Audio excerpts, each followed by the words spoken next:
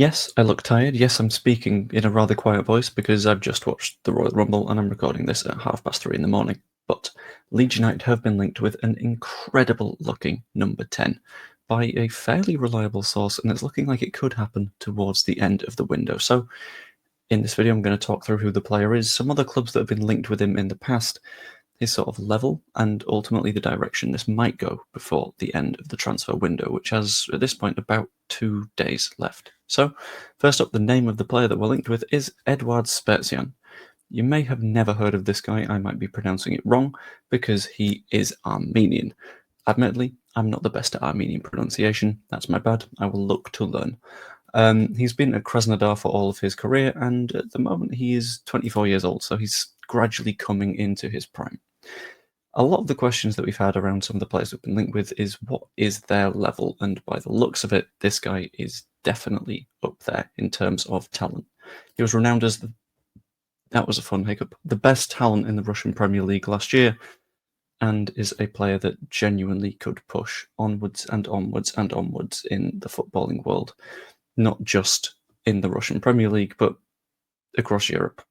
Very, very good player, and that means that he has attracted wider transfer interest in the past. So, for example, Daniel Farke has been interested in him since his time at Krasnodar. He was training with him for about 2 months, and apparently that has been an interest that has existed for an extended period of time, and now is looking like a good time for him to potentially make that move over to Western Europe, because let's be honest, you don't necessarily want to be playing in Russia for the entirety of your career.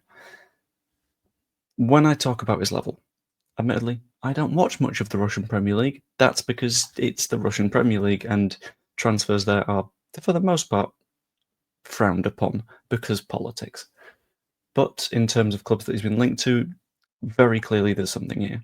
He's been linked to Juventus, he's been linked to Napoli, he's been linked to Lens and PSG, all in this window in the last month or two, which is an incredible number of very high-level clubs to be linked with.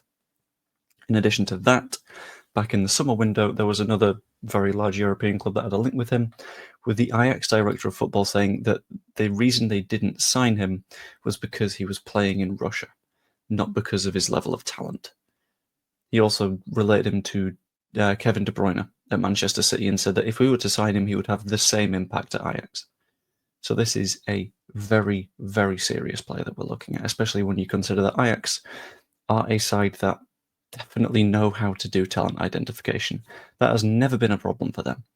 They are a club that has signed talent from all across Europe time and time and time again and rarely miss and always tend to make a profit. So if we're able to get our hands on this player, it could be fantastic. The specific source on this is Armeni Football, which is the main Armenian football news Twitter account. Him being an Armenian, it all makes sense. But it comes in a weird way.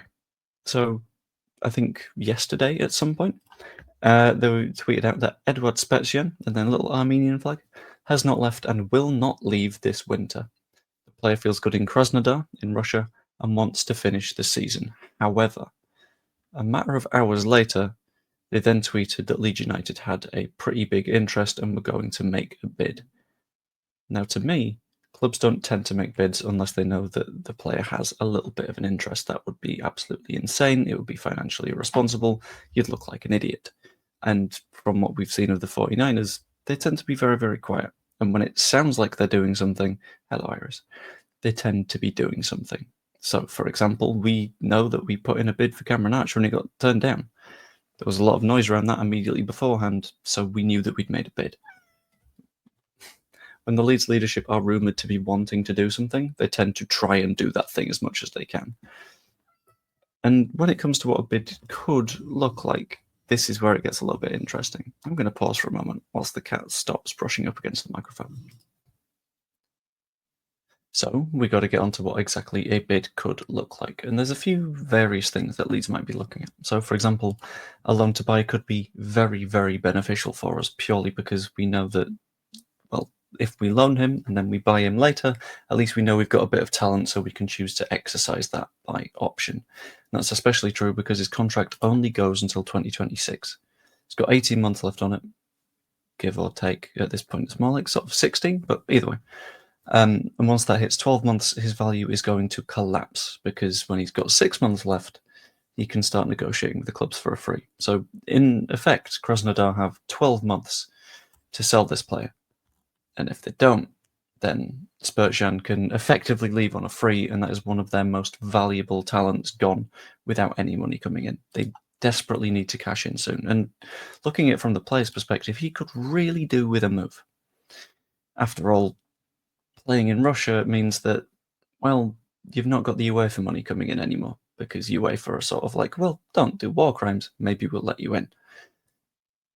Sort of a problem if you're a player with that level of talent that can earn a decent sum of money and play at the highest possible level. You are not going to get that in Russia. At the very least, he's going to be leaving Krasnodar, probably at the latest in the summer. We can hope it's a little bit sooner than that, and I think it will be.